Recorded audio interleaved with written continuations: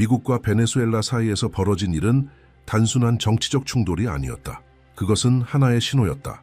더 이상 결정이 허락을 필요로 하지 않고 낡은 구조들이 유지되지 않는 시대에 우리가 들어섰다는 분명한 신호였다. 강대국이 이러한 방식으로 행동할 때 그것은 단지 직접적인 영향을 받은 국가에만 하는 행동이 아니다. 침묵 속에 지켜보는 모든 이들에게 하는 말이기도 하다. 시대를 읽는 사람은 이러한 움직임이 결코 고립된 사건이 아니라는 것을 안다.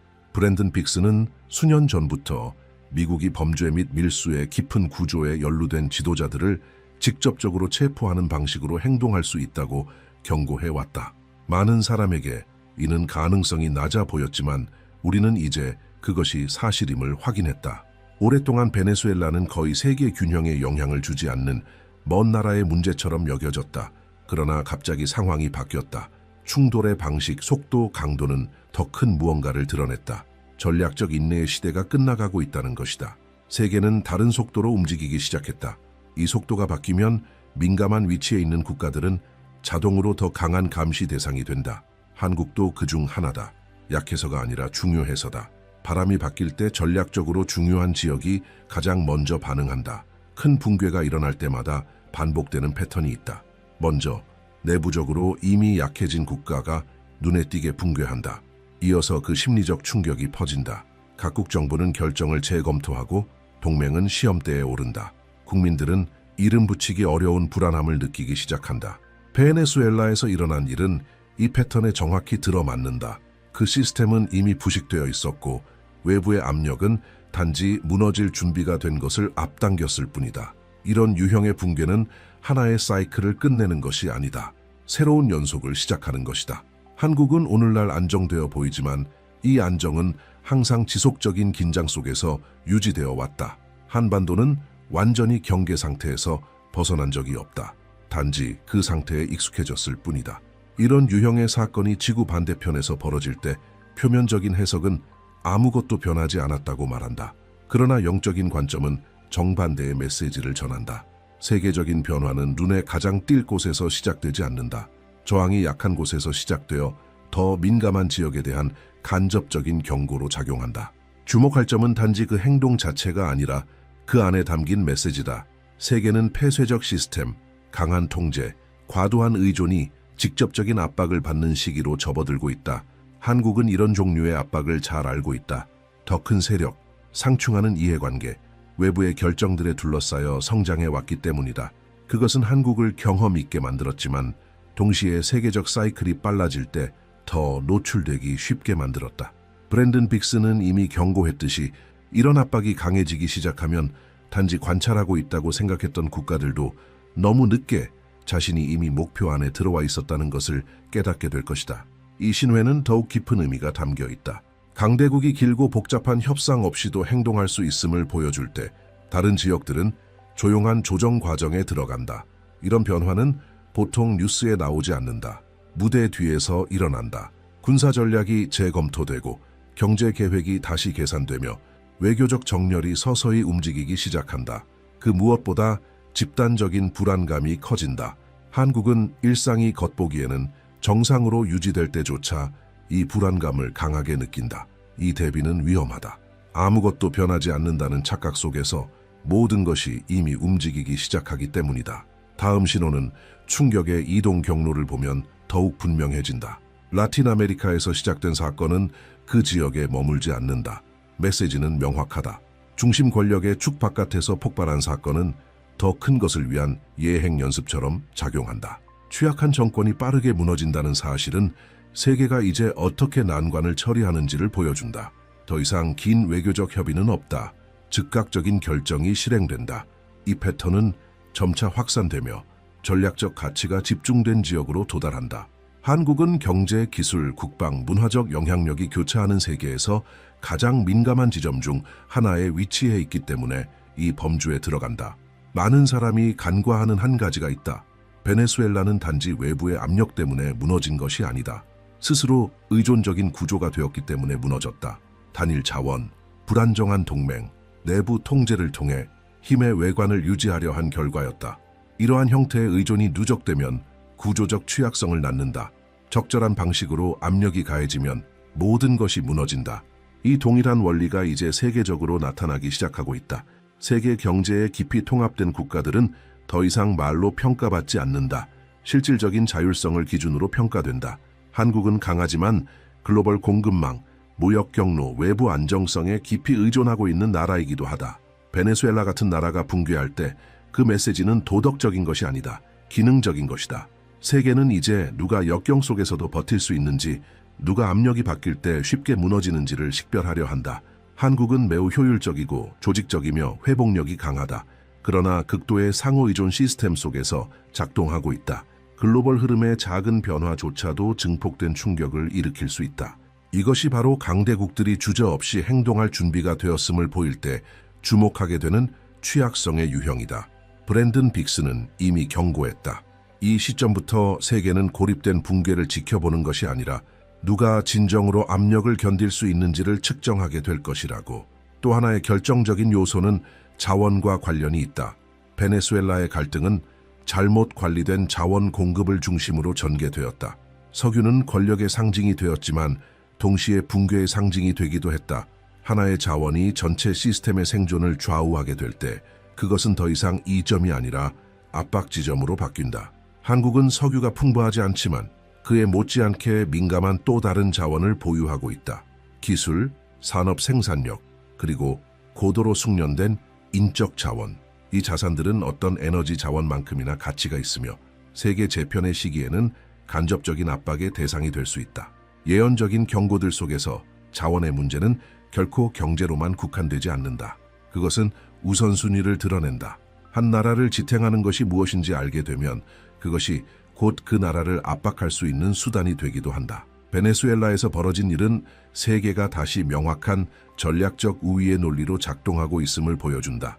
흐름을 통제하는 자가 결정에 영향을 미치게 된다. 한국은 이러한 흐름 속에 깊이 통합되어 있다.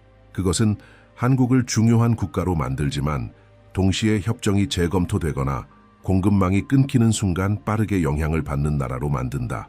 이러한 전환기에 항상 따라오는 집단적 심리 요인이 있다. 국민들은 분명하게 정의되지 않은 긴장을 느끼기 시작한다.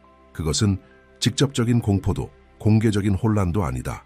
그것은 불안이다. 뭔가 바뀌고 있다는 것을 명확한 경고 없이 느끼는 감각이다. 한국은 이미 사회적, 경제적, 문화적 측면에서 높은 압박 속에 살아가고 있다. 여기에 세계적인 신호들이 더해질 때 그 내적 중압감은 더욱 커진다. 이는 즉각적인 붕괴를 일으키지는 않지만 빠른 결정, 강제적인 조정, 그리고 조용한 균열이 발생하기 쉬운 환경을 조성한다. 미국과 베네수엘라 사이에 벌어진 일은 수십 년간 유지되어 온 하나의 패턴을 깼다. 그것은 단지 강경한 행동이 아니었다. 하나의 태도 변화였다. 미국이 이미 약해진 정부에 대해 직접적으로 행동하기로 결정했을 때 그 메시지는 지역적 차원이 아니다. 그것은 전 세계적인 신호다. 이제 인내의 시대가 끝났다는 사실을 전 세계가 인식하게 된다. 그리고 이 예언적 경고가 현실로 다가올 때 전략적 위치에 있는 국가들은 공식 발표 이전부터 이미 그 영향을 체감하게 된다. 한국이 바로 그 국가들 중 하나다. 베네수엘라는 누적된 붕괴의 명확한 사례로 인해 이 국면에 진입하게 되었다. 파괴된 경제, 지친 국민, 극단적인 자원 의존, 불안정한 동맹. 한 나라가 이 지점에 도달하면 그것은 더 이상 내부 문제에 그치지 않고 외부 위험 요소로 인식된다. 바로 이 시점에서 강대국들은 움직인다. 이념 때문이 아니라 계산 때문이다. 이러한 기준은 이제 세계 다른 지역에도 적용되기 시작했다. 질문은 누가 옳은가에서 누가 오랜 압력을 견딜 수 있는가로 바뀐다. 브랜든 빅스는 이러한 붕괴가 예외가 아니라 앞으로 더 강경한 결정들을 위한 기준점이 될 것이라고 경고해왔다. 한국은 이 모든 상황을 매우 민감한 선 위에서 지켜보고 있다. 고도로 발전된 국가이지만 결코 사라지지 않은 긴장들에 둘러싸여 있다. 무기화되고 폐쇄적인 북쪽 이웃, 그리고 글로벌 무역, 기술, 외부 안정성에 대한 깊은 의존, 미국이 불안정한 상황에 직접 개입할 의지를 보일 때 한반도의 경계 수준은 자동으로 상승한다. 이는 곧바로 공격이 예상되어서가 아니라 행동의 기준이 바뀌었기 때문이다. 여기서의 예언적 신호는 매우 명확하다. 통제, 담론, 지연에 의해 유지되던 시스템은 세계가 새로운 국면에 접어들면 자동적으로 카운트다운에 들어간다.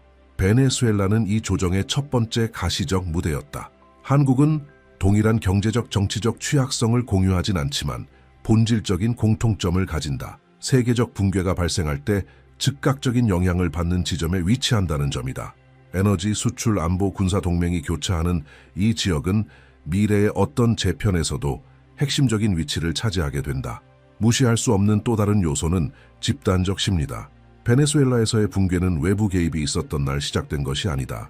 수년 전 국민들이 미래를 잃고 시스템이 신뢰를 상실했을 때 이미 시작되었다. 한국의 압박은 다르지만 분명히 존재한다.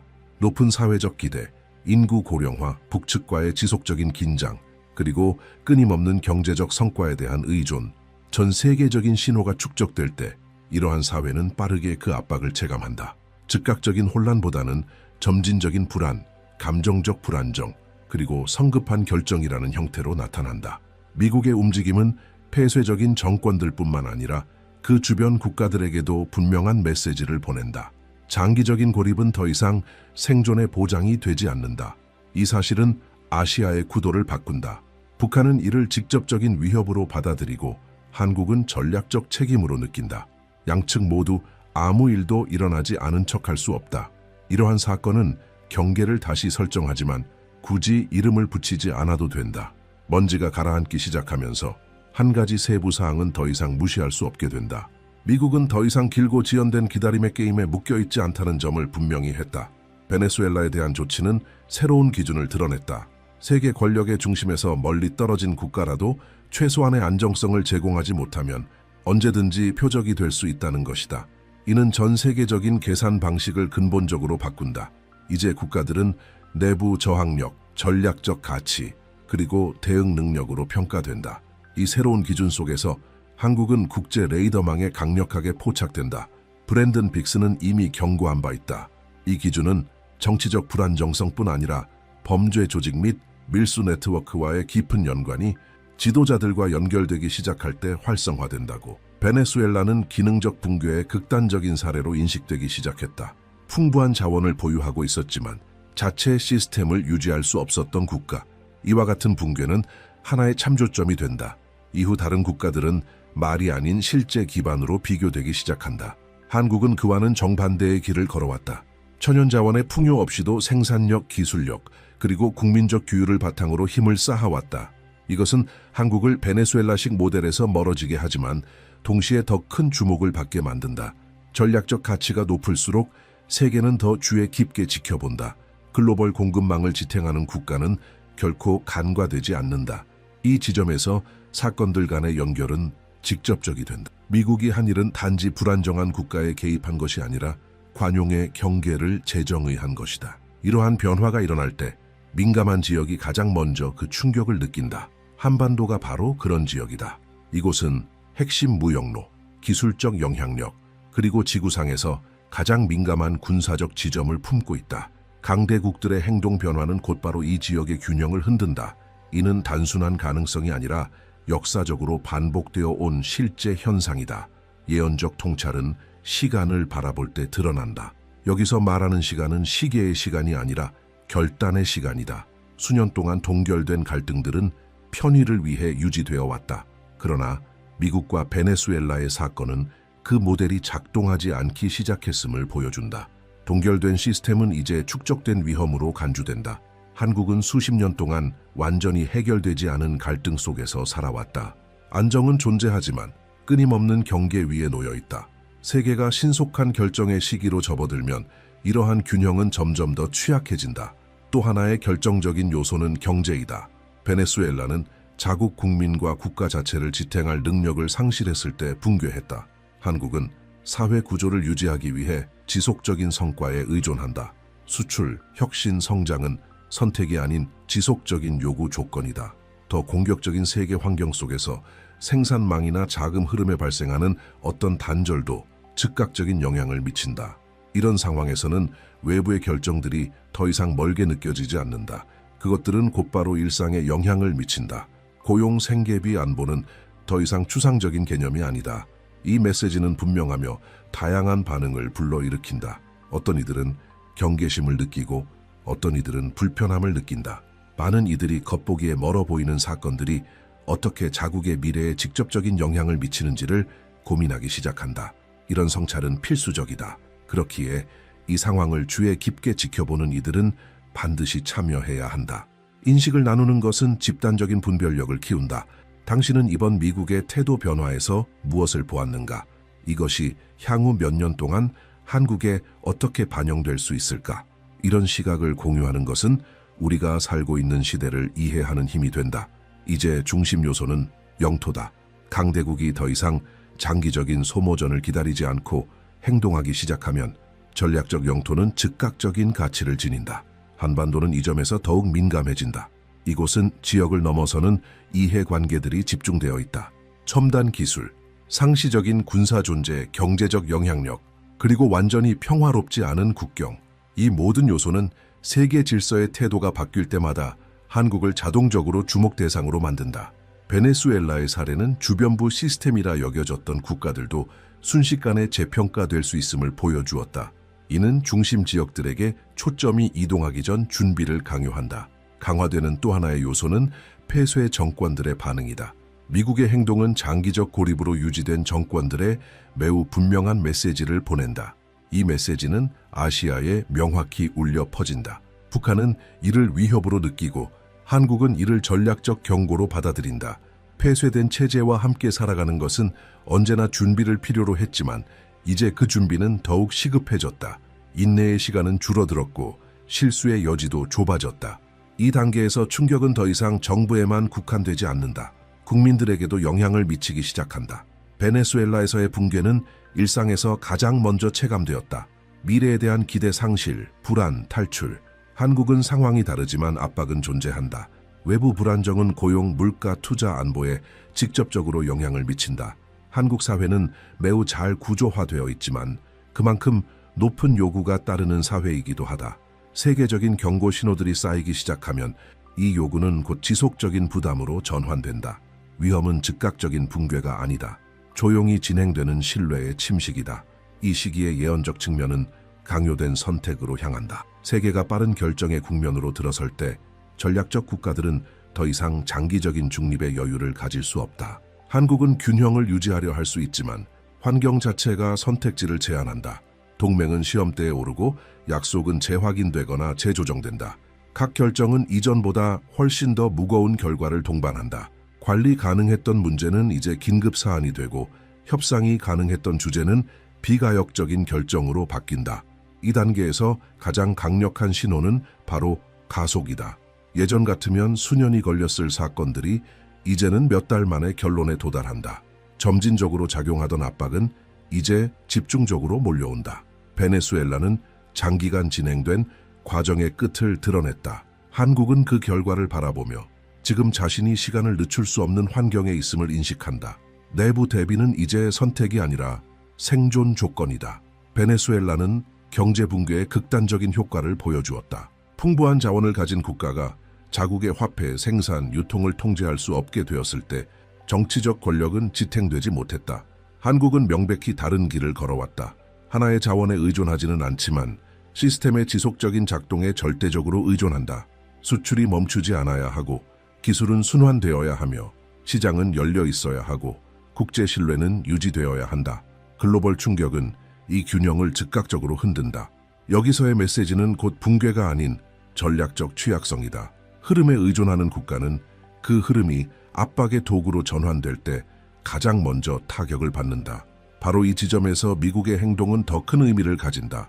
직접적인 행동을 통해 미국은 경제와 권력이 하나로 움직인다는 사실을 분명히 한다. 제재, 봉쇄, 선택적 협정, 기업 재배치 등이 영향력의 도구로 자리 잡는다. 한국은 이 변화를 아시아의 다른 국가들보다 먼저 체감한다. 왜냐하면 글로벌 기술 공급망의 중심에 있기 때문이다. 반도체, 칩, 산업 물류가 한국을 관통한다. 이것은 한국을 간접적인 타깃으로 만든다. 그 영향은 흔히 공개된 담론에서는 드러나지 않지만 실제 작동하는 국제 경쟁의 무대에서는 분명히 존재한다. 이 단계의 예언적 측면은 매우 민감한 진실을 드러낸다. 한 국가가 너무 핵심적이 되면 중립은 자동으로 사라진다. 한국은 이 자리를 선택한 것이 아니라 구축했다. 그리고 이제 그 결과를 감당해야 한다. 세계는 점점 더 명확하게 역할을 나누기 시작했다. 누가 생산하고 누가 통제하며 누가 소비하는가. 이 재편은 공식적인 선언 없이 조용한 압박을 통해 이루어진다. 기업들은 물류 경로를 바꾸고 투자 자금은 다른 방향으로 이동하며 파트너십은 재검토된다. 국민들은 가장 먼저 이를 경제적 부담과 미래에 대한 불안으로 체감하게 된다. 여기에 또 하나의 결정적 요소가 강하게 등장한다. 에너지. 베네수엘라는 에너지 의존에 실패한 상징이 되었다. 반면 한국은 에너지의 절대 다수를 외부에 의존하며 자국의 시스템을 가동하고 있다. 세계가 불안정해질수록 에너지는 단순한 자원이 아니라 협상의 도구로 바뀐다. 가격, 공급, 수송 경로의 사소한 변화조차도 한국 사회 전반에 직접적인 영향을 미친다. 교통, 산업, 식량, 알리 연결되어 있다. 이 지점에서 먼 나라의 사건이 단 몇 주 만에 국내 문제로 전이된다. 예언적 메시지는 분명하다. 이러한 압박은 명확한 경고 없이 다가온다. 그것은 파도처럼 밀려온다. 이곳에서의 결정, 저곳에서의 조정이 쌓이면서 어느 순간 전체 시스템이 상시 긴장 상태로 전환된다. 한국은 이미 높은 사회적 압박 속에 살아가고 있다. 여기에 경제적 압박이 더해지면 위협은 외부로부터 오는 것이 아니라 내부에서 생긴다. 즉각적인 혼란은 아니지만 지속적인 마모가 시작된다. 정부는 스트레스 속에서 결정을 내려야 하고 국민들은 장기적인 불확실성 속에서 일상을 유지해야 한다. 이 단계에서 세계는 더 이상 예측 가능한 사이클로 움직이지 않는다. 장기 계획은 효율을 잃고 순발력과 적응력이 힘보다 중요해진다. 한국은 이 적응력을 갖추고 있지만 동시에 실수할 수 있는 여유는 거의 없다. 하나의 잘못된 결정은 큰 대가를 부르고 잠시의 지연도 전체 균형에 영향을 미친다. 베네수엘라가 보여준 것은 시스템이 통제력을 잃었을 때의 최종 경로였다. 한국이 맞이하고 있는 현실은 다르지만 결코 가볍지 않다. 그것은 적대적인 환경 속에서의 지속 가능성 테스트다. 바로 이 순간 많은 이들이 무언가가 되돌릴 수 없이 변했다는 것을 느끼기 시작한다. 그것은 공포가 아니라 감지다. 이전과는 다른 세계에서 살아가고 있다는 인식, 경제, 권력, 안보가 한데 얽힐 때 이 감정은 더욱 선명해진다. 한국은 이 변화의 중심에 서 있다. 왜냐하면 실수를 감당할 여유가 없기 때문이다. 지금 걸려있는 것은 단순한 성장의 문제가 아니다. 참을성을 잃은 세계 속에서 국가의 안정성 그 자체다. 모든 신호가 하나의 지점에서 수렴하게 되면 그것은 더 이상 흩어진 경고가 아니다. 하나의 완전한 그림이 된다. 미국이 베네수엘라에 대해 직접적으로 행동한 사건에서 시작된 흐름은 더 큰 진실을 드러냈다. 세계는 더 이상 취약한 구조를 편의로 유지하지 않는다. 내부 기반이 무너지는 순간 외부 압박은 주저없이 찾아온다. 이 원칙은 이제 전 세계적인 결정의 기준이 되었다. 한국은 그 힘들이 교차하는 정점에 놓인 국가로서 더 이상 실수할 여유가 없는 나라로 부각된다. 최종적인 경고는 특정 사건이 아니라 한 가지 선택의 방식에 달려있다. 베네수엘라는 경제적 통제력, 내부 신뢰, 국제적 대응 능력을 잃었을 때 붕괴의 끝에 도달했다. 한국은 아직 그와는 거리가 있지만 끊임없는 요구 속에 살아가고 있다. 생산, 수출, 안보, 동맹, 에너지 모든 것이 동시에 작동해야 한다. 하나의 고리라도 끊어지면 즉각적인 전국적 영향이 뒤따른다. 더 공격적인 세계 속에서 이 오차 범위는 빠르게 좁아지고 있다. 여기서의 신호는 피할 수 없는 붕괴가 아니라 확대된 책임이다. 이 흐름의 마지막 핵심 요소는 통제다. 불안정한 시기에는 정부들이 내부 시스템을 더 강하게 조인다. 감시는 강화되고 결정은 집중되며 대응은 더 빨라진다. 이는 반드시 권위주의 때문이 아니라 통제를 잃을 수 있다는 두려움에서 비롯된다. 한국은 이미 매우 조직화된 환경 속에서 작동하고 있다. 그러나 지금의 위험은 그 효율성이 과도한 경직성으로 오인되는 것이다. 그 순간 사회적 압박은 증폭되고 국민의 신뢰는 서서히 침식되기 시작한다. 강한 시스템은 하루아침에 무너지지 않는다. 내부에서부터 마모된다. 이 시기의 예언적 메시지는 집단적 분별력을 요구한다. 위기를 겪고도 무너지지 않는 국가는 눈에 띄는 위기 이전의 방향을 조정하는 나라들이다. 한국은 재건, 규율, 그리고 적응의 역사를 가지고 있다. 그러나 이제 이 능력들이 한층 더 높은 수준에서 요구된다. 전면전이 아닌 지속적인 압박 속에서 말이다. 경제적, 정치적, 심리적인 압박. 이를 조기에 인식하는 국가는 내부 기반을 강화하고 이를 무시한 국가는 늦게 대응하게 된다. 이 모든 흐름은 결국 일상으로 이어진다. 이러한 글로벌 움직임은 정부의 영역에만 머물지 않는다. 고용, 생계비, 안보의식, 다음 세대의 미래에까지 직결된다. 베네수엘라는 이 신호들이 너무 오래 무시되었을 때 한 사회가 어떻게 방향을 잃을 수 있는지를 보여주었다. 한국은 그 결과를 지켜보며 자신의 과제가 다르지만 분명히 현실임을 알고 있다. 끊임없는 요구 속에서도 집단적 목적을 유지하는 것, 이것이 현대 국가에게 주어진 가장 어려운 과제 중 하나다. 그래서 지금까지 이 흐름을 지켜본 사람들의 참여가 결정적으로 중요해진다. 많은 이들이 세상이 바뀌었다는 걸 직감하지만 그것을 명확히 설명하긴 어렵다. 또 어떤 이들은 아직 뉴스에 나오지 않은 연결고리들을 이미 감지하고 있다. 이런 인식을 나누는 것이 집단적 이해를 확장시킨다. 만약 이 내용을 통해 생각이 열렸다면 주변과 공유할 가치가 있다. 더 많은 이들이 주에 깊게 바라볼수록 혼란과 놀라움이 들어설 틈은 줄어든다. 신호는 이미 주어졌다. 충격은 아직 이동 중이다. 지금 각 나라가 어떻게 반응하느냐에 따라 이후를 어떻게 통과하게 될지가 결정된다. 한국은 지금 결정적인 시점 앞에 서 있다. 세계가 지켜보고 있다. 미래는 지금 이 순간의 조용한 선택들 속에서 이미 조정되기 시작했다. 2026년 1월 7일, 이 영상을 보고 있는 바로 이 순간, 세계는 전례 없는 정치적 변혁의 직전에 서 있다. 한국은 자국의 정책을 시행하는 반면 국회는 일상적인 문제들을 논의 중이다. 서울의 거리에서는 사람들이 걷고 일하고 공부하며 평범한 일상을 살아가고 있다. 하지만 곧 돌이킬 수 없는 변화가 일어날 것이다. 국제적 상황에서도 경고 신호가 사방에서 나타난다. 베네수엘라에서는 대통령이 폭력적으로 권력에서 축출되었다. 중국은 수십 년 만에 정치적 불안정을 겪고 있다. 동아시아 전체가 긴장과 불확실성으로 가득 찬 분위기를 호흡하고 있다. 이런 폭발 직전의 상황 속에서 신디 제이콥스의 예언적 말들이 오싹할 정도로 관련성을 갖는다. 신디 제이콥스는 평범한 예언자가 아니다. 그녀의 한국에 관한 예언들은 여러 차례 외과적 정확성으로 이루어졌다.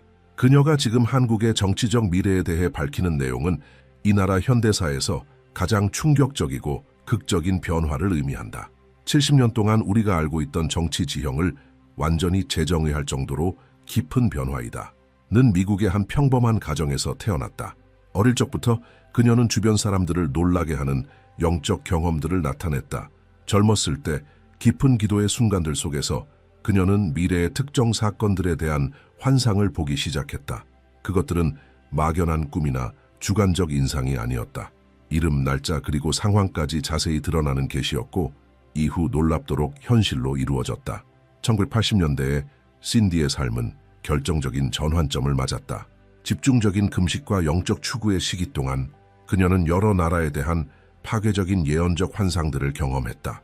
그녀는 정부가 무너지는 것을 보았고 지도자들이 권력에서 제거되는 것을 목격했으며 안정해 보이던 나라들에서 정치적 위기가 폭발하는 장면들을 보았다. 이러한 경험들은 그녀를 영원히 각인시키며 그녀의 예언 사역의 방향을 정의했다. 신디를 다른 예언자들과 다르게 만드는 것은 그녀의 예언의 놀라운 구체성이다. 그녀는 단지 일반적인 경향이나 막연한 움직임에 관해 말한 것이 아니다. 신디는 특정 국가들의 정치적 미래에 대한 구체적인 세부 사항을 보았다. 그녀는 미국, 라틴 아메리카 국가들, 유럽 나라들에 대해 예언했고 특히 동방의 먼 나라들에 대해 흥미롭게 예언했다. 한국은 그 가운데 하나였다. 그녀가 수년 전에 예언했던 사건들이 정확히 그녀가 말한 대로 실현되기 시작하자 사람들은 그녀의 말에 주목하기 시작했다. 여러 대륙의 기독교 지도자들은 그녀의 예언적 은사가 진정으로 특별하다는 것을 인정하게 되었다. 그것은 예언으로 포장된 정치적 추측이 아니었다. 그것은 인간의 이성이나 예측을 뛰어넘는 계시였다. 신디는 열방을 위한 중보와 예언에 전념하는 사역인 제너럴스 인터내셔널을 설립하였다. 수십 년 동안 그녀는 기도에 깊이 헌신하며 나라들의 정치적 운명에 대한 하나님의 계시를 구해왔다. 그녀의 사역은 국제적으로 성장하여 수십 개국에서 회의와 기도 모임이 열렸다. 그러나 그녀를 세계 기독교 운동 안에서 가장 존경받고 동시에 두려움의 대상이 되는 예언자 중 한 사람으로 세운 것은 정치적 미래를 소름 끼치도록 정확하게 보는 능력이었다. 오랜 사역을 통해 신디는 교단과 신학적 경계를 초월하는 명성을 얻게 되었다. 다양한 교단의 기독교 지도자들은 그녀의 예언적 은사를 한 목소리로 비범하다고 인정했다. 그것은 단순한 영적 직감이나 목회적 분별력이 아니었다. 신디는 미래의 사건들을 기존의 논리로 설명할 수 없을 정도로 분명하게 보았다. 제너럴스 인터내셔널은 전 세계적인 예언적 중보기도의 중심지가 되었으며 그곳에서 온 나라들이 기도로 덮였고 신디는 그들의 정치적 운명에 대한 구체적인 계시를 받았다. 신디를 다른 예언자들과 근본적으로 다르게 만든 것은 단순한 영적 사안들을 넘어서 보는 통찰력이었다. 대부분이 종교 부흥이나 교회 운동에 집중할 때 그녀는 정부 교체, 정치적 위기, 사회적 변화에 대한 구체적인 계시를 받았다. 그녀는 중국에 대해 구체적으로 예언했고 인도와 그 미래 지도자들에 대해 말했으며 점점 더 강한 방식으로 극동 국가들, 특히 대한민국에 대한 계시를 받았다. 1990년대 말과 2000년대 초 신디와 가까운 목격자들은 충격적인 사실을 증언했다. 그녀는 깊은 기도와 영적 탐구의 시간 동안 계시의 상태에 들어가 마치 영화처럼 생생한 장면으로 나라들의 정치적 미래를 보았다고 한다. 그녀는 아직 권력에 오르지 않은 지도자들의 얼굴을 묘사했고 수년 후에야 일어날 위기의 구체적인 날짜를 언급했다. 그 당시에는 불가능해 보이던 정치적 스캔들을 예언했지만 그것들은 시간이 지나며 그녀가 말한 그대로 실현되었다. 수십 년의 예언 사역을 통해 신디는 놀라운 정확도의 기록을 쌓아왔다. 중남미 국가들의 정권 교체에 대한 그녀의 예언은 반복적으로 성취되었고 유럽에서의 정치 위기에 대한 계시도 발표된 지 수년 후 실제로 일어났다. 그러나 그녀의 말이 진정으로 소름 끼치는 차원에 이른 것은 아시아, 특히 한반도에 대한 예언이었다. 신디는 단순히 정치적 흐름을 예측한 것이 아니었다. 그녀는 특정 정부의 붕괴를 보았고 존재하지도 않던 스캔들로 인해 권좌에서 물러날 지도자들을 정확히 지목했다. 그녀는 국민적 지지를 받고 있던 대통령들이 훗날 재판을 받게 될 과정을 상세히 설명했다. 시간을 꿰뚫고 미래의 정치적 사건을 외과적인 정밀도로 보는 그녀의 능력은 그녀를 세계 기독교계에서 가장 영향력 있고 존경받는 예언자 중 하나로 자리매김하게 했다. 신디에 대한 국제적 인지도는 종교계에만 국한되지 않았다. 초자연적 계시의 본질에 대해 회의적이었던 정치 분석가들조차도 그녀의 예언에서 반복적으로 드러나는 정확성의 패턴을 무시할 수 없었다. 언론인들은 그녀의 예언을 문서화하고 후속 사건들과 비교하기 시작했으며 그 결과는 충격적이었다. 그녀의 정확도는 정치 분석이나 내부 정보로는 설명할 수 없는 수준이었다. 제너럴스 인터내셔널은 세계적으로 확장되었지만 신디의 초점은 변함없었다. 그녀는 여전히 특정 국가들에 대한 계시를 받고 있었고 그 중에서도 대한민국은 반복적으로 그녀의 예언적 환상에 등장했다. 그 나라에서 중대한 일이 일어나려 하고 있었다. 그것은 단지 한국만이 아니라 동아시아 전체에 영향을 줄 사건이었다. 그리고 신디는 세상을 경악하게 만들 세부 사항들을 이제 막 드러내려 하고 있었다. 2015년 신디 제이콥스는 처음으로 대한민국을 방문했다. 그녀는 분명한 예언적 사명을 가지고 서울에 도착했다. 그리고 곧바로 한국 권력의 역사적 중심지인 경복궁으로 향했다. 처음에 경복궁 관리인들은 한 미국인 예언자의 입장을 주저했다. 나라의 가장 신성한 상징 중 하나에 접근하고자 하는 외국인 예언자는 이례적이었다. 그러나 신디에게는 부인할 수 없는 영적 권위가 있었고 결국 문은 열렸다. 그 역사적인 장소 앞에서 신디는 충격적인 계시를 받았다. 그녀의 말은 직설적이고 소름 끼칠 정도로 구체적이었다. 동방의 한 나라에서 한 여성 지도자가 감옥의 문을 열고 그 안으로 들어갈 것이다. 그녀는 과거의 죄로 법정에 서게 될 것이며 판결은 피할 수 없을 것이다.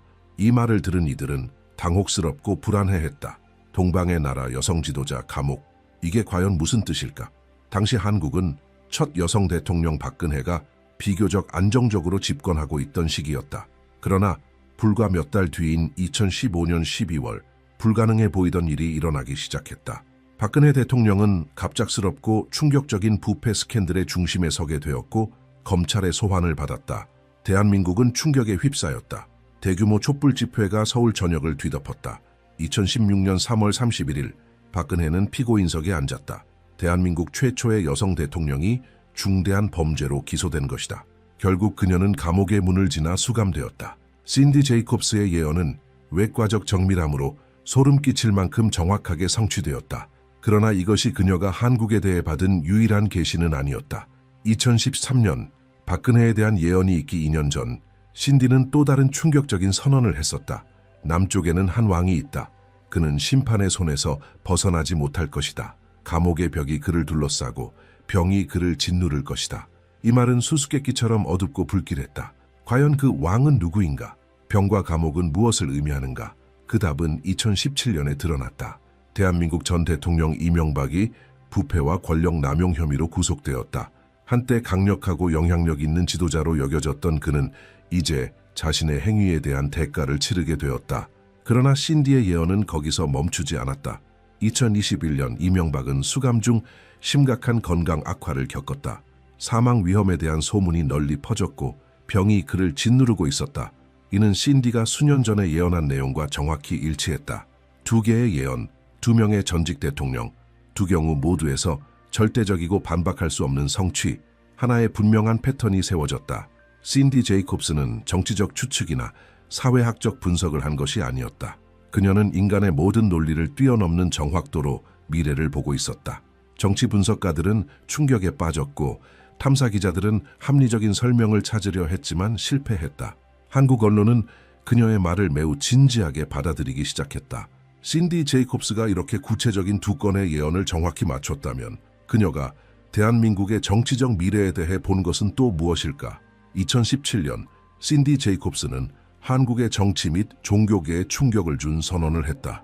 이번 예언은 특정 지도자에 관한 것이 아니라 모두의 눈앞에서 펼쳐지고 있는 파괴적인 역사적 패턴에 대한 것이었다. 대한민국은 세 가지의 중대한 정치 위기를 겪게 될 것이다. 첫 번째는 여성 지도자의 몰락이다. 두 번째는 이전 남성 지도자의 법적 심판이다. 그리고 세 번째 위기가 도래할 때 진정한 변혁이 시작될 것이다. 그것은 한국을 영원히 바꿔놓을 어떤 것이다. 첫 번째와 두 번째 위기는 예언된 그대로 일어났다. 박근혜는 몰락했고 이명박은 심판을 받고 감옥에 수감되었다. 패턴은 명확했고 동시에 소름 끼칠 정도였다. 그러나 세 번째 위기는 무엇일까? 신디는 모든 세부 사항을 즉시 밝히진 않았지만 충분한 단서를 남겼고 그 단서들을 통해 예언 연구자들과 정치 분석가들은 퍼즐을 맞춰가기 시작했다. 한국 정치 전문가들과 국제 관측자들은 불안한 결론에 도달했다. 세 번째 위기는 현재 정부를 둘러싼 문제일 가능성이 높았다. 당시 집권 중이던 지도자 혹은 그의 후계자가 단순한 정치 스캔들을 넘어서는 중대한 사태를 맞이하게 될 것이라는 예측이었다. 2024년 가을 신디는 한국 주요 언론들과의 인터뷰에서 정치적 지진을 일으키는 발언을 했다. 그녀의 말은 직접적이고 구체적이며 충격적이었다. 현재 대한민국을 통치하는 지도자는 2년 안에 자리에서 물러나게 될 것이다. 그것은 자발적인 선택이 아니다. 정상적이거나 계획된 정치적 전환도 아니다. 외부의 압력, 내부의 반발 혹은 법적 문제로 인해 그는 권좌에서 내려오게 될 것이다. 그 퇴진은 피할 수 없다. 반응은 즉각적이고 폭발적이었다. 한국 언론은 경고에 가까운 충격적인 헤드라인을 쏟아냈다. 신디 제이콥스의 예언, 현 지도자에 대한 경고인가? 정부 인사들은 그녀의 발언을 근거 없는 종교적 추측이라며 일축하려 했지만 국민들은 달랐다.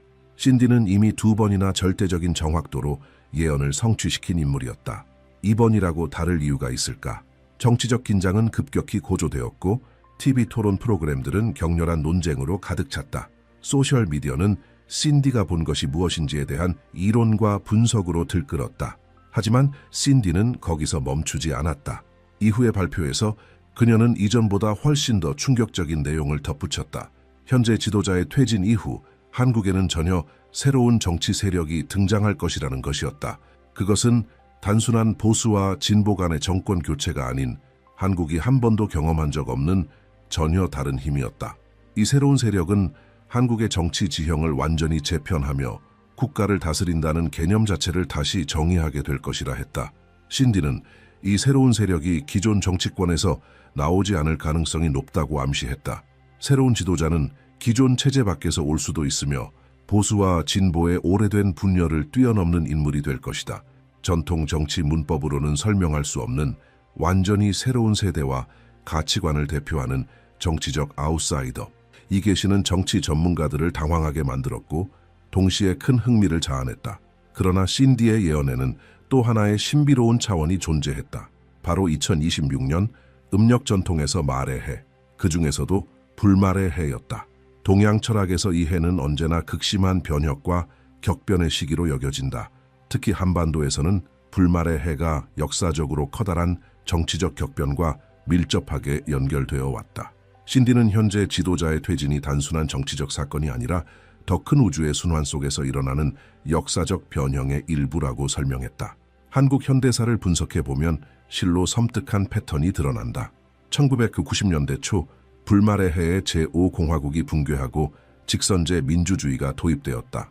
2002년 또 다른 불말의 해에 노무현이 대통령으로 선출되며 정치개혁의 시대가 열렸다.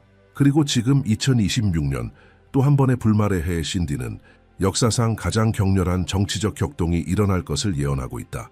역사는 단순히 반복되고 있는 것이 아니다. 전례 없는 변혁을 향해 가속화되고 있다. 신디 제이콥스는 이 변화의 정확한 시점에 대해서도 더욱 구체적으로 밝혔다. 2026년 상반기, 특히 봄철이 결정적인 시기가 될 것이라고 했다. 봄은 새로운 시작의 계절이며 급진적인 변혁의 시간이다. 3월과 4월은 국회가 정치 연설, 예산 논쟁, 민감한 현안들로 가득 차는 시기로 이 시기에 발생하는 어떤 정치적 스캔들이든 그 파장은 극대화될 수밖에 없다. 더욱이 5월 초, 특히 5.18 광주 민주화운동 기념일을 앞둔 민감한 시기에 위기가 폭발할 경우 그 여파는 상상 이상의 재앙이 될 수 있다고 신디는 경고했다. 5단계, 제3의 클라이맥스, 주제과웬 챔. 신디 제이콥스는 현재 지도자의 몰락에 대한 4가지 가능한 시나리오를 제시했으며 각각은 점점 더 충격적인 내용을 담고 있다. 첫 번째 시나리오는 국민의 분노에 의한 자발적 사임이다.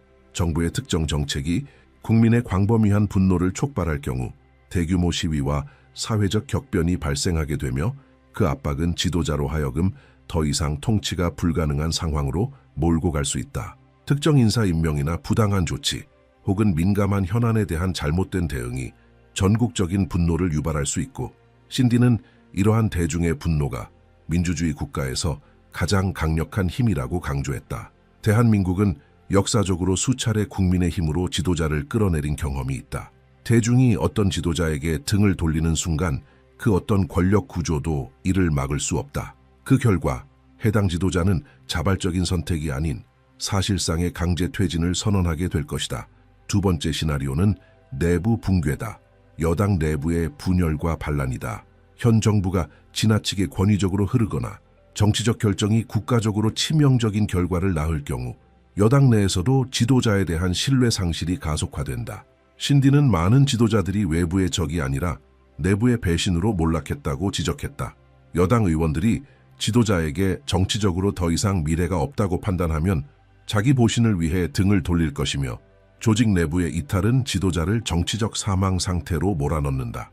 아무런 탄핵이나 공식 절차가 시작되기 전에도 당내 지지 기반이 무너지면 실질적으로 지도자는 권력을 상실하게 된다. 신디는 이와 관련된 분열의 조짐이 이미 나타나고 있다고 경고했다. 일부 정치 세력은 내부 균열을 감지하며 점차 공개적인 거리두기를 시도하고 있다는 것이다. 이 두 가지 시나리오만으로도 한국 정치에 미칠 충격은 매우 크다. 특히 2026년 봄, 이미 사회적 긴장과 정치적 민감성이 최고조에 달하는 시기에 이와 같은 시나리오가 현실화된다면 그것은 단순한 정권 교체가 아닌 체제 자체의 근본적 재편으로 이어질 가능성이 높다. 신디는 또한 나머지 세 번째와 네 번째 시나리오에 대해서는 다음 발표에서 더 자세히 설명할 것이라 예고했으며 이는 한국 사회와 정치권 전체를 더 깊은 불확실성과 예측 불가능성 속으로 밀어넣고 있다. 세 번째 시나리오는 파괴적인 법적 문제들과 형사수사를 포함한다. 현재의 지도자 또는 그와 매우 가까운 인물들이 구체적인 형사 고발에 직면할 수 있다. 이러한 상황이 현실화되면 지도자의 정치적 입지는 놀라운 속도로 약화될 것이다. 신디는 지도자 주변 인물들이 사법의 표적이 될 수 있음을 암시했다. 이는 부패, 뇌물, 인권 침해 또는 다른 형태의 법적 위반을 의미할 수 있다. 수사는 조용히 시작되었다가 이후 공개적으로 폭발하여 며칠 만에 정부의 신뢰를 파괴할 수 있다. 사법당국이 지도자의 핵심 측근들을 소환하기 시작할 때 종말은 가까우며 몰락은 단지 시간 문제일 뿐이다. 신디 제이콥스는 그녀의 모든 예언 중 가장 급진적이고 혁명적인 내용을 담은 주장을 했다. 현재의 지도자가 퇴진한 후 한국의 정치는 완전히 새로운 형태로 재편될 것이다. 진보와 보수 사이의 오래된 분열은 단순히 사라질 것이다. 이러한 범주는 더 이상 의미가 없을 것이며 국민의 진정한 관심사와 가치들을 대표하지 못하게 될 것이다. 이것은 매우 급진적인 예측이다. 한국 정치는 70년 동안 진보 대 보수라는 구조 속에서 작동해왔다. 좌파와 우파, 노동자와 자본가, 호남과 영남, 이러한 지역적, 이념적 분열은 세대에 걸쳐 한국 정치 정체성의 핵심을 형성해왔다. 그러나 신디는 이 전체적인 틀이 무너지고 완전히 다른 것으로 대체되는 것을 보고 있다. 그 이유는 명확하고 피할 수 없다. 세대 변화. 이러한 오래된 분열을 정의하고 유지해온 세대들은 역사 속으로 물러나고 있다. Z세대와 알파세대는 더 이상 이 낡은 이분법적 구조에 얽매이지 않는다. 그들은 과거의 이념 전쟁을 넘어서 완전히 새로운 가치를 추구한다. 환경, 사회정의, 진정한 평등, 진실된 개인의 자유, 이러한 새로운 가치들이 한국 정치의 중심이 될 것이다. 구시대 정치 세력은 지금 다가오고 있는 이 변화의 깊이를 단순히 이해하지 못하고 있다. 신디는 이 변혁 이후 등장할 새로운 지도자의 특징을 설명했다. 첫째, 이 지도자는 기존의 정치인이 아닐 가능성이 크다. 시민운동에서 온 인물일 수도 있고 기술 전문가이거나 전혀 예상치 못한 완전히 새로운 분야에서 온 인물일 수도 있다. 이 현상은 이미 2016년 촛불 시위 이후 나타나기 시작했다. 만약 전통 정치에 대한 신뢰가 임계점까지 떨어진다면 한국 국민은 기존 정치인들 대신 완전한 아웃사이더를 선택할 수 있다. 둘째, 새로운 지도자는 아마도 50세 미만일 것이다. 더 이상 이전 세대의 노령 정치인이 아니라 새로운 세대의 목소리를 진정으로 대변하는 인물이 될 것이다. 한국 정치는 수십 년 동안 60대, 70대의 정치인들에 의해 지배되어 왔다. 신디는 이것이 근본적으로 바뀔 것으로 보고 있다. 셋째, 그리고 아마 가장 놀라운 점은 이 지도자가 기존 권력 중심에서 나오지 않을 수 있다는 것이다. 여성일 수 있다. 소수자일 수 있다. 한국 정치가 이전에 본 적 없는 방식으로 다양성을 대표하는 인물이 될 것이다. 이것은 한국 정치사에서 진정으로 진보적이고 역사적인 변화다. 그러나 신디는 어두운 경고도 함께 전했다. 이 새로운 한국 정치의 탄생은 순조롭거나 평화롭지 않을 것이다. 극심한 고통과 격렬한 갈등을 동반하게 될 것이다. 국권력 구조에 치열한 저항이 있을 것이다. 이념적 갈등은 더욱 격화된 후에야 마침내 해소될 것이다. 거리의 시위와 국회 내의 분열은 반복해서 나타날 것이다. 이것은 1987년 6월 항쟁 이후 가장 격렬한 정치적 격변이 될 수 있다. 2026년 중반의 혼란은 단순한 정권 교체가 아니라 한국 정치의 본질 자체를 완전히 바꾸는 질적 변환이 될 것이다. 이 변화는 모든 한국 국민의 일상에 직접적인 영향을 미치게 될 것이다. 경제적 불확실성은 극적으로 증가할 것이다. 국민의 집단적 불안감도 심화될 것이다. 권력 이양기의 시기에는 항상 불확실성이 뒤따른다. 투자자들은 자금을 철수할 수 있다. 주식시장은 거칠게 요동칠 수 있다. 환율은 불안정해질 것이다. 기업들은 주요 결정을 연기할 수 있다. 노동시장은 얼어붙을 수 있다. 부동산 시장은 불안정해질 것이다. 소비자 신뢰도는 하락할 것이다. 하지만 신디는 이것을 전례 없는 기회의 시간으로도 보고 있다. 새로운 지도자는 완전히 새로운 정책들을 가져올 것이다. 오래된 부패한 관행들은 개혁될 것이다. 새로운 세대의 목소리가 마침내 정부 정책에 반영될 것이다. 권력의 이양은 진정한 개혁의 기회를 가져온다. 부패한 관료들은 교체될 것이고 새로운 아이디어들이 정책에 반영될 것이다. 젊은 세대의 요구가 마침내 들리고 실현될 것이다. 기업가들은 새로운 기회를 찾게 될 것이고 기존 기업들은 활력을 되찾을 것이다. 스타트업들은 완전히 새로운 분야를 개척하게 될 것이다. 신디는 그녀의 예언을 경고와 희망이 섞인 말로 마무리했다. 한국의 정치 변화는 피할 수 없다. 현 지도자를 좋아하든 싫어하든 변화는 2026년 상반기 안에 도래할 것이다. 이것은 운명이 아니라 역사의 자연스러운 흐름이다. 역사는 항상 변한다. 어떤 정부도 영원할 수 없다. 어떤 세력도 영구히 권력을 유지할 수 없다. 이것이 자연의 법칙이며 역사의 법칙이다. 지금 한국 사회가 해야 할 일은 준비하는 것이다. 정치적 변화가 다가오고 있다는 것을 알고 그것을 받아들일 정신적 준비를 하는 것이다. 불확실한 미래를 준비하는 가장 좋은 방법은 영적 심리적 준비다. 다가오는 정치적 격변은 고통스러울 것이지만 그 이후에는 새로운 한국이 등장할 것이다. 더 젊고 더 개방적이며 더 공정한 한국. 2026년은 한국 정치사에서 결정적인 해가 될 것이다. 현 지도자의 교체, 새로운 정치 세력의 등장, 그리고 정치 지형의 완전한 재편이 올해 상반기에 일어날 수 있다. 한국은 위대한 나라다.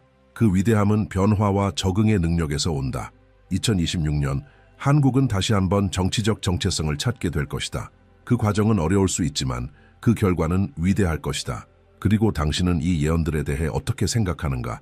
지금 이 역사적인 순간에 당신의 의견은 중요하다.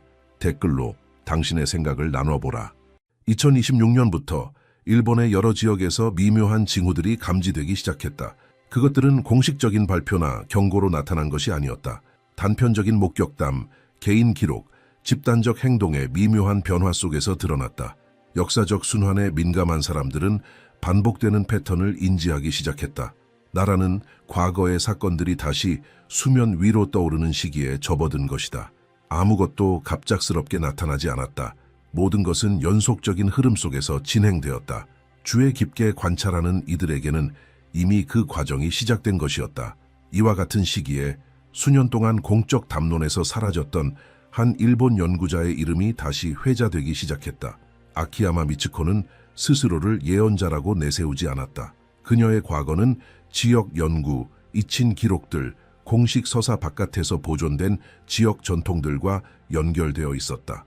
수십 년 동안 그녀의 작업은 조용하고 치밀하게 이루어졌다. 전환점은 2010년대 초 발생한 대재해 이후에 찾아왔다. 산악 지역에서 조사를 진행하던 중 아키야마는 며칠간 고립되었다. 구조는 늦게 이루어졌다. 의료 보고서들은 그녀가 오랜 시간 동안 위독한 상태에 있었다고 기록했다. 돌아왔을 때 그녀 안에 어떤 본질적인 것이 바뀌어 있었다. 그 사건 이후 아키야마는 미래에 대한 인식을 극도의 정밀함으로 기록하기 시작했다. 그녀의 기록은 상징적이거나 종교적인 언어를 따르지 않았다. 미래의 과정을 객관적으로 묘사한 것이었다. 대략적인 날짜, 특정 지역, 직접적인 결과들. 그녀의 기록에 따르면 일본은 2026년 이후 일련의 사건들을 겪으며 영토와 사회 구조의 깊은 변화를 맞게 된다. 그녀는 중심 지역의 안정이 점차 무너지고 인구가 강제로 재분배될 것이라 보았다. 아키야마에게 있어 국가는 피할 수 없는 수정의 순환 속으로 들어가는 중이었다. 그녀의 말은 처음에는 주의 깊은 소수의 집단 사이에서 조심스럽게 퍼져나갔다. 경고의 어조는 없었지만 절제된 긴박감이 있었다. 그녀는 일본이 세대를 거쳐 쌓아온 미해결의 문제들을 안고 있으며 그것들이 더 이상 잠재된 상태로 남지 않을 것이라 말했다. 그 영향은 단지 물리적인 차원에 그치지 않는다. 사회 구조, 공동체의 모델, 소속감의 개념이 점진적으로 붕괴될 것이다. 대도시들은 현재의 기능을 상실하게 되고 과거에는 손대지 못할 곳으로 여겨졌던 지역들이 불안정해질 것이다. 아키야마는 이 과정이 일본 열대만 국한되지 않을 것이라고도 기록했다. 그녀의 글에서 한국은 반복적으로 등장했으며 다음 시기의 핵심적인 일부로 묘사되었다. 위협이나 경쟁자로서가 아니라 재조정의 중심점으로 나타난 것이다. 그녀는 10년이 끝나기 전에 일본인들이 점차 안전을 찾아 열도 밖으로 이동하기 시작할 것이라고 서술했다. 이 움직임은 공식적인 조정 없이 조용히 일어날 것이며 사전 인식과 생존 본능에 의해 이끌릴 것이다. 평범한 삶에서 멀어진 사건 이후 아키야마는 점점 더 자주 자신이 보는 것들을 기록하게 되었다. 그녀의 노트에는 상징이 아닌 시기로 정리된 미래의 연속들이 담겨 있었다. 초점은 사건들의 연결성에 있었다. 그 기록에 따르면 일본은 2026년부터 지속적인 불안정성의 시기에 들어서며 이후 몇 년 동안 그 속도가 빨라질 것이다. 이는 단일한 사건이 아니라 영토 인프라 사회 역학을 동시에 영향을 주는 점진적인 연쇄 작용이었다. 변화는 국지적으로 시작되어 파도처럼 확산된다고 한다. 그녀는 인구 밀집 지역이 먼저 영향을 받을 것이라고 적었다. 토지, 교통, 도시 시스템에 대한 압박이 임계점을 넘어서게 될 것이다. 초기 영향은 붕괴가 아니라 연속적인 결함으로 인식될 것이다. 중단, 이동, 국지적인 이탈. 그녀의 기록에서는 중심지가 더 이상 자신의 복잡성을 지탱하지 못하게 된다. 사람들은 그 이유를 완전히 이해하기도 전에 움직이기 시작할 것이다. 이 이동은 환경에 대한 자연스러운 반응으로 나타난다. 이후에 그래서 아키야마는 이 과정에서 시간에 대한 인식이 달라질 것이라고 서술했다. 그녀에 따르면 2026년 이후의 시간은 더 짧게 느껴질 것이다. 사건들이 겹쳐 일어나고 과거에는 수십 년 걸릴 결정들이 몇 달 안에 강제로 이루어지게 된다. 제도는 반응이 늦고 일반 사람들이 먼저 감지한다. 적응은 각자의 신호 해석에 달리게 된다. 공식적인 확인을 기다리는 자는 불리해질 것이다. 이 기록들 속에서 한국은 점점 더 자주 등장하게 된다. 이는 일본의 사태에 대한 직접적인 결과가 아니라 같은 역사적 시기의 일부로 나타났다. 아키야마는 한반도가 구조적으로 더 큰 안정을 유지할 것이라고 적었다. 전혀 압박이 없지는 않지만 갑작스러운 붕괴에는 덜 취약할 것이라는 뜻이다. 이 대비는 한국이 자연스럽게 사람들의 이동을 끌어들이는 장소가 되게 만든다. 그 움직임은 공개적인 합의로 일어나는 것이 아니라 개인의 결정으로 발생할 것이다. 그녀는 이러한 흐름을 조용하고 지속적인 것으로 묘사했다. 일본을 떠나는 사람들은 공식적인 지침이 나오기 전에 소규모 그룹 단위로 조금씩 이동하기 시작할 것이다.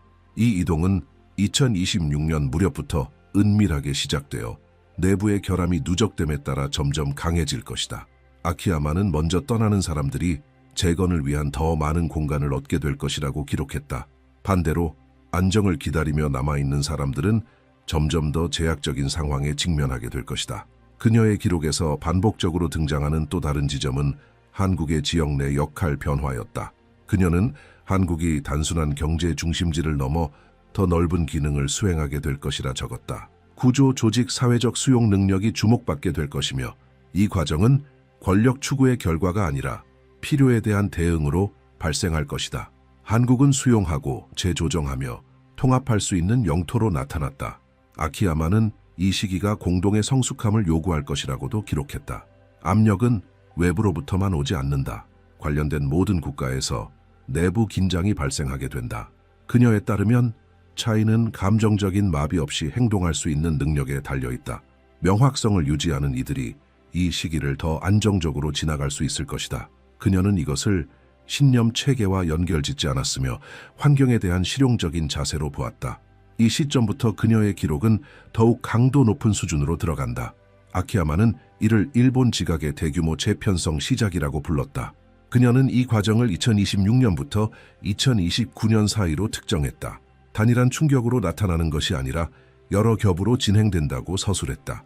먼저 지하 압력의 변화, 그 다음 해안 및 도시 지역의 집안 행동 변화, 마지막으로 수세기 동안 축적된 힘의 방출. 그녀의 기록에서 일본은 이 영향을 가장 먼저 직접 흡수하는 영토로 묘사된다. 그녀는 일본 열도가 이 지질 재분배의 시작점이 될 것이라고 적었다. 그 이유는 고밀도 거주 지역 아래 깊은 단층들의 수렴에 있다고 보았다. 압력은 더 이상 억제되지 못한다. 이 과정은 점진적으로 진행되며 해상 항로 항만 에너지 시스템, 행정 중심지를 포함한 여러 요소에 영향을 준다. 아키야마에게 있어 많은 사람들이 재난이라 부를 이 과정은 실제로는 피할 수 없는 재조정이다. 이 영토는 물리적 재정의를 거치며 세계 속에서의 전략적 역할도 변화하게 될 것이다. 기록들에는 특정 지역들이 높은 불안정성의 영역으로 반복적으로 언급된다. 일본 중부와 남서부 해안에 인접한 해저지대가 그녀의 노트에 자주 등장한다. 그녀는 집안의 수직적 움직임, 점진적인 변형, 그리고 과거에는 안전하다고 여겨졌던 지역에서의 액상화 현상을 묘사했다. 대형 구조물들은 불안정해질 것이다. 이는 공학적 결함 때문이 아니라 집안 자체의 행동이 변화하기 때문이라고 했다. 그녀의 표현에 따르면 토양이 더 이상 예전처럼 반응하지 않게 된다. 도시 확장을 지탱하던 기반이 더 이상 같은 방식으로 존재하지 않게 되는 것이다. 이 지점에서 그녀의 기록은 더욱 직접적이 된다. 아키야마는 대도시들이 인구를 집중시키는 기능을 잃게 될 것이라 단언했다. 서비스, 주거, 이동성에 대한 압력이 기능적 한계를 넘어서게 되고 철수는 자발적으로 시작될 것이다. 사람들은 중심지를 떠나 인구 밀도가 낮은 지역을 찾기 시작한다. 이 움직임은 집단적인 지침에 의한 것이 아니라 일상에서 감지되는 불안정성에 대한 즉각적인 반응으로 나타난다. 아키함에게 있어 이 이동은 가시적인 전환의 시작을 의미한다. 그녀는 같은 시기에 집단적인 정서적 충격도 심화된다고 기록한다. 지배적인 감정은 더 이상 지속적인 발전에 대한 신뢰가 아니며 그 자리를 불확실성이 차지하게 된다. 제도들은 정상 상태를 유지하려 노력하겠지만 대중은 말과 현실 사이의 간극을 인식하게 될 것이다. 이 불일치는 개인의 결정을 가속화시킨다. 환경의 물리적 신호에 주의를 기울이는 이들이 먼저 반응하게 되고 적응은 의견의 문제가 아니라 시간의 문제가 된다. 아키야마의 노트에는 구체적인 장면들도 묘사된다. 대도시권에서 연쇄적인 중단 사태가 발생하고 인프라는 한계에 다다르며 통신은 간헐적으로 마비된다. 이러한 사건들은 전면적인 붕괴로 보이진 않지만 반복되는 피로 현상으로 나타난다. 매번의 실패는 집단적인 신뢰를 더욱 약화시킨다. 이 지속적인 피로는 결국 특정 지역에서의 거주 자체를 불가능하게 만든다. 그녀에 따르면 영토는 점차 명확한 한계를 설정하게 되는 것이다. 동시에 그녀는 더 넓은 지역적 변화도 기록하고 있다. 일본이 초기 충격을 흡수하는 동안 동아시아의 다른 지역들은 더 높은 구조적 안정성을 유지할 것이다. 한국은 그녀의 기록 속에서 다시 등장하며 심층적인 지각 변형에 덜 영향을 받는 지역으로 언급된다. 이는 압력이 없다는 뜻이 아니라 흡수 능력이 더 크다는 의미이다. 이 대비는 새로운 인적 경제적 이동의 축을 형성하게 된다. 아키야마는 이러한 차이가 장기적인 패턴을 관찰하는 이들에게 빠르게 인지될 것이라고 기록한다. 자원이 제한된 사람들 또한 그 계산을 하게 될 것이다.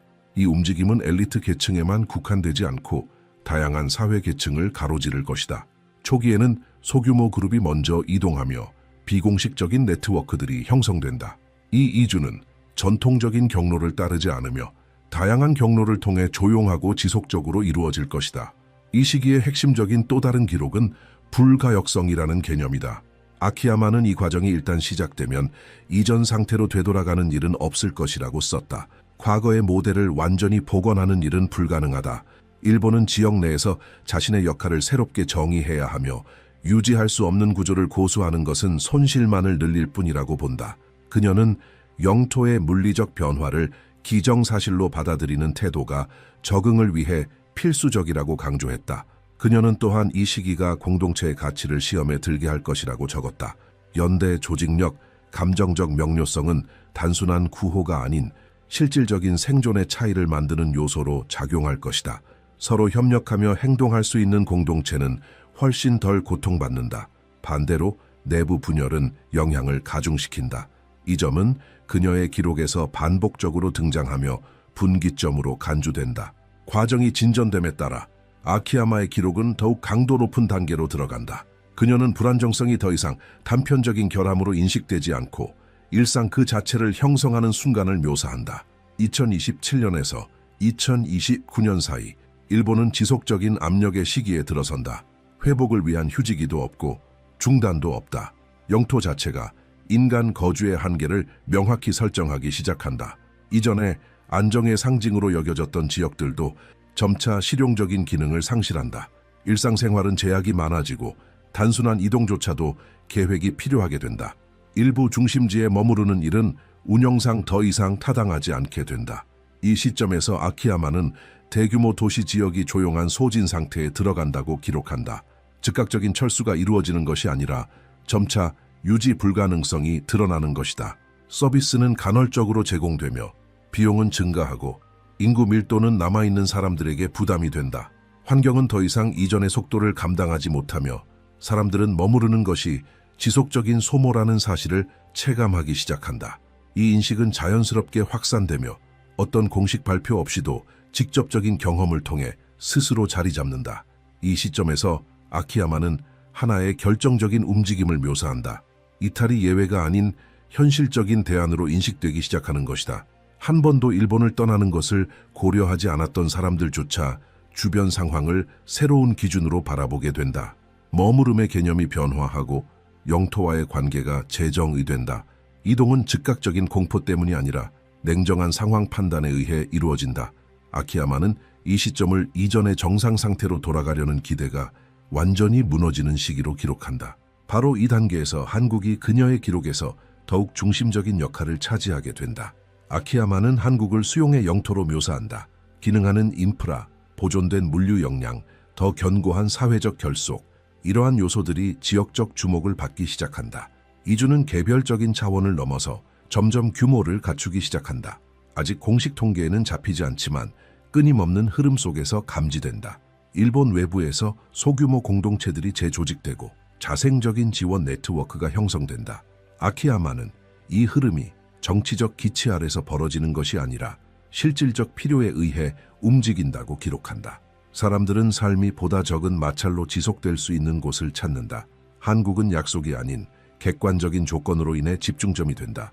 그녀는 한국이 조용히 준비 중이라고 쓴다.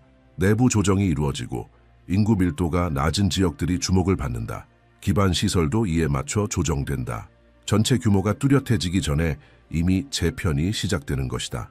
이 시기는 감정적으로 매우 큰 긴장을 동반한다고 그녀는 적는다. 상실감은 적응의 필요성과 얽혀 나타난다. 사람들은 각자의 이야기, 유대, 기억을 짊어지고 있다. 이주는 단순한 물리적 이동이 아닌 내적인 단절을 요구한다. 아키야마는 이 단계를 가장 어려운 시기 중 하나로 묘사한다. 즉각적인 위협 때문이 아니라 결정의 무게 때문이다. 머무르는 것은 장기적인 불안정성과 마주하는 것이고 떠나는 것은 완전한 재구성을 의미한다. 모든 선택은 실제적인 대가를 수반한다. 그녀는 많은 사람들이 이 결정을 미루려 한다고도 적는다. 하지만 그 지연은 상황을 더욱 어렵게 만든다. 시간이 지날수록 선택지는 줄어들고 적응의 문턱은 높아진다. 빠르게 행동한 사람은 더 넓은 가능성을 얻고 망설이는 사람은 점점 더 제한된 환경에 부딪히게 된다. 이 패턴은 아키야마의 기록 전반에 걸쳐 반복적으로 등장하며 경고의 형식으로 제시된다. 동시에 아키야마는 한국의 역할 변화에 대한 심층적인 묘사를 남긴다. 한국은 단순한 수용지에서 벗어나 점차 지역의 축 중심으로 재편되기 시작한다. 새로운 인구 집단의 유입은 도전이 되기도 하지만 동시에 기술 지식, 산업 경험, 인적 자원이 결합되며 역량이 확대된다. 한국은 이 요소들을 흡수하고 자국 구조에 통합해 나간다. 이 과정은 단순하지 않다. 사회적 행정적 조정이 요구되지만 흐름은 멈추지 않고 계속된다. 아키야마는 이 움직임이 지역 내 균형 자체를 재정의한다고 기록한다. 일본은 점점 방어적 대응에 머무르게 되고 한국은 재편의 주체로 떠오른다. 이러한 전환은 공식 선언으로 일어나는 것이 아니라 현실에 의해 강제된다. 안정의 중심축이 이동하는 것이다. 아키야마는 이 시기를 지역의 중력 중심이 되돌릴 수 없을 정도로 바뀐 때로 기억될 것이라고 적는다. 이 조용한 이동이 심화되면서 그녀의 기록은 더욱 결정적인 국면으로 들어간다. 아키야마는 공식적 조율의 시도가 실패하기 시작하는 순간을 묘사한다. 외교 회담이 열리고 협력 제안이 나오며 계획들이 비공식적으로 논의되지만 어떤 것도 실질적으로 자리 잡지 못한다. 현실은 합의를 기다려주지 않는다. 공식 구조는 느리게 반응하고 실제 상황은 가속화된다. 명확한 합의가 부재한 가운데 분열은 더욱 심화되고 각 집단은 각자 행동에 나서게 된다. 이 조율 실패는 아키야마가 말하는 가장 위기적인 단계의 시작이다. 그녀는 공식 시스템의 실패가 즉각적인 전환을 촉발한다고 기록한다. 책임은 더 이상 공동체 차원이 아닌 개인에게로 돌아간다. 사람들은 더 이상 광범위한 지침이나 제도적 보장이 없다는 것을 인식한다. 적응은 개인의 몫이 된다. 이에 따라 비공식적 네트워크가 힘을 얻게 된다. 가족, 공동체, 소규모 집단들이 자신들만의 경로를 자율적으로 마련한다. 이주는 공식 발표 없이 강화되며 항구, 공항, 보조 경로 등에서 지속적인 흐름이 감지된다. 이 움직임은 폭발적으로 일어나지 않고 끊임없이 그리고 되돌릴 수 없이 증가한다. 이 시점에서 아키야마는 일본 내 상황의 명확한 악화를 기술한다. 인프라에 대한 압력이 한계치에 도달한다. 시스템은 최소한의 여유로 작동하며 유지 관리가 어려워지고 비용은 지속적으로 증가한다. 국민들은 일상 속에서 이 불안정성의 무게를 실감하게 된다. 도시 환경은 점점 더 제약적이 되고 물리적 공간조차 심리적 안정을 제공하지 못한다. 그 자리에 머무르는 것조차 끊임없는 에너지와 인내를 요구하게 된다. 이 지속적인 소모는 결국 더 많은 이들을 이동이라는 선택으로 몰아넣는다. 아키야마는 이 시점에서 많은 사람들이 모든 것을 뒤로 한 차에 떠난다고 기록한다.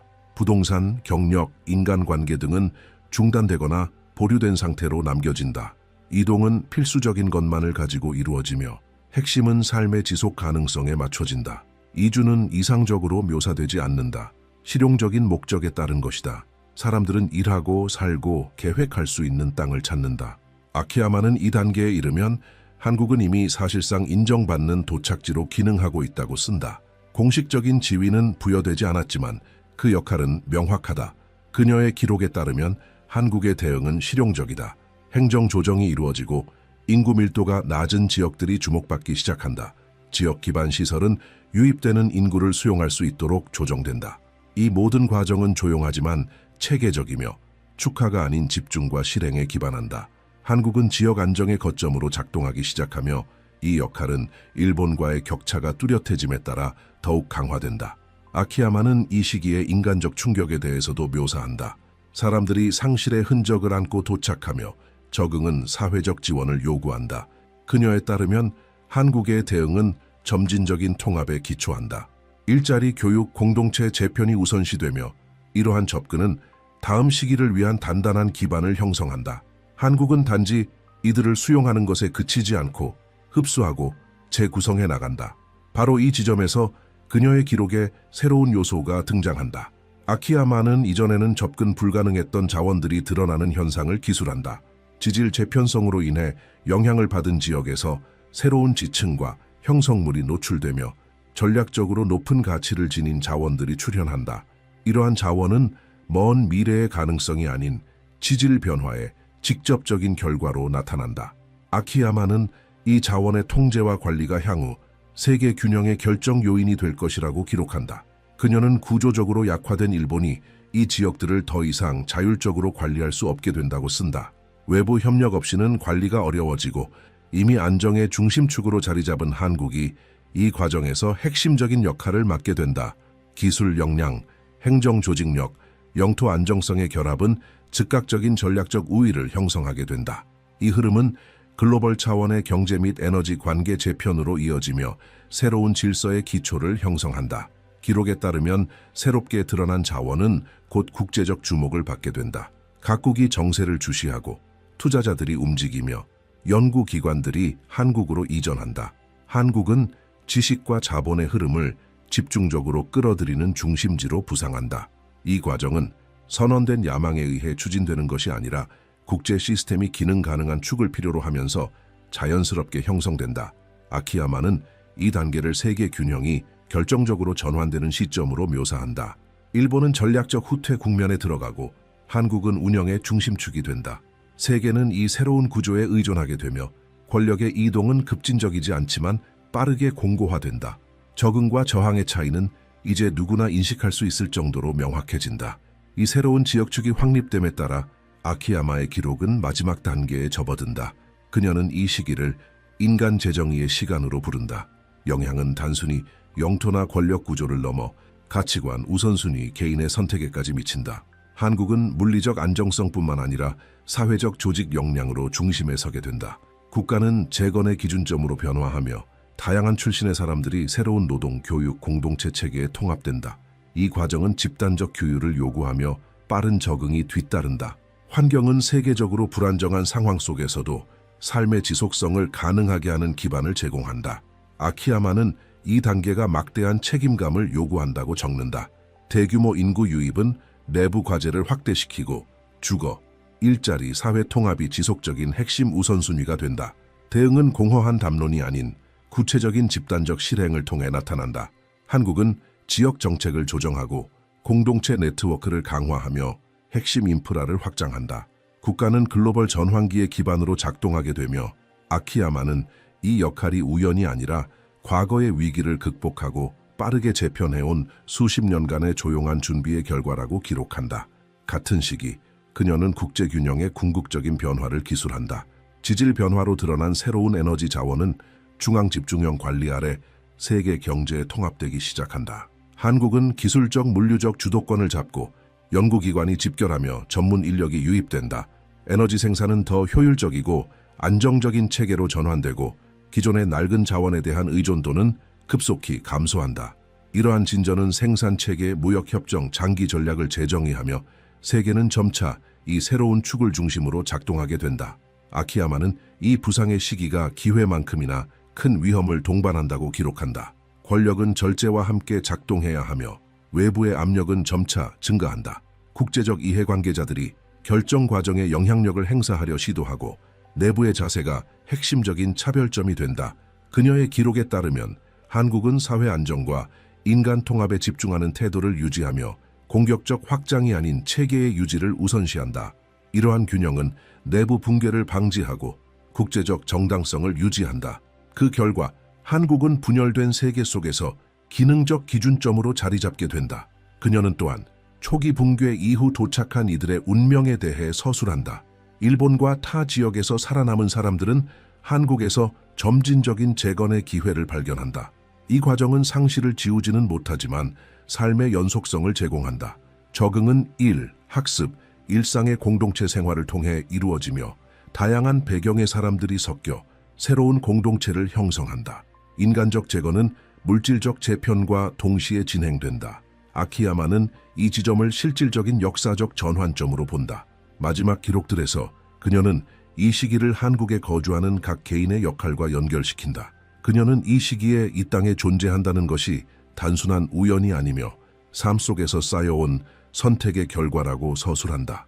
모든 사람은 이 새로운 균형을 유지하는 데 직접적인 책임을 지닌다. 일상적인 공동체 생활은 역사적 무게를 갖게 되며 일하는 방식, 환대하는 태도, 삶을 조직하는 방법이 다음 시기의 질을 결정짓는다. 아키야마는 이 시점이 실질적 인식과 책임을 요구한다고 강조한다. 수동성은 설 자리가 없으며 안정성은 개인의 행동이 모여 형성된다. 작은 일상적 선택들이 전체 시스템을 유지하고 무관심은 체계를 약화시키며 참여는 강화시킨다. 이 패턴은 그녀의 기록 전반에 반복되며 전환기를 덜 고통스럽게 통과하기 위한 조건으로 제시된다. 성공적인 적응은 감정적 명료성과 즉각적 현실에 대한 헌신을 전제로 한다. 그리고 그녀는 2030년 이후의 시기를 새로운 순환의 시작으로 기술한다. 세계는 지속적인 긴장 상태에서 벗어나기 시작하고 재편은 마침내 안정을 찾는다. 한국은 효율적인 재건의 기준점으로 떠오르고 일본은 더 느린 속도로 내부 재정의를 시작한다. 다른 지역들 역시 각자의 경로를 따라 움직이고 전 지구적 충격은 점차 안정화된다. 결국 세계는 새로운 균형점을 형성하며 작동하게 된다. 아키야마는 마지막 기록에서 미래는 여전히 인간의 선택에 민감하게 열려 있다고 강조한다. 어떠한 것도 자동적으로 고정되지 않으며 안정은 끊임없는 유지와 관리를 필요로 한다. 이 전환의 시기는 동시에 인류의 취약성과 잠재력을 드러내며 이 순간을 올바로 이해하는 이들은 능동적인 역할을 맡게 된다. 그녀에 따르면 지금 이 흐름을 지켜보는 사람들에게 이 마무리는 절대적인 종결이 아니라 실천 가능한 지속의 시작이다. 자신의 인식을 기록하고 이 내용을 공유하며 이 새로운 시대 속에서 인간의 역할을 어떻게 바라보는지 나누는 행동은 집단적 인식을 넓히고 이 전환기를 책임 있게 지나가기 위한 감각을 깨어있게 만든다. 주의를 유지하는 일, 현실을 직시하는 일, 그리고 연결된 존재로서 삶을 조직하는 일, 이 모든 것이 앞으로 다가올 시기의 질을 결정짓는 핵심 조건이 된다.